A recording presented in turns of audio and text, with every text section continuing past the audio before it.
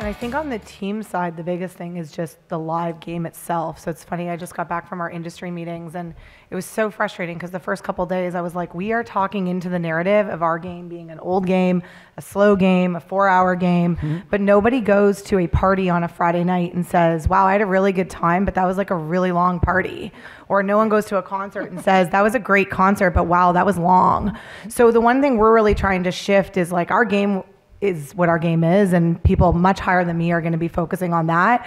Let's control what we can control, and that's the fan experience. That's how do we get people to the ballpark? How do we create social settings? How do they watch the game differently? How do they consume the game? If they don't care what the final score is, what are we still doing at the ballpark to retain them, entertain them? Because otherwise they're going to be at a sports bar or they're going to be going down the street to watch more competitive game certain years.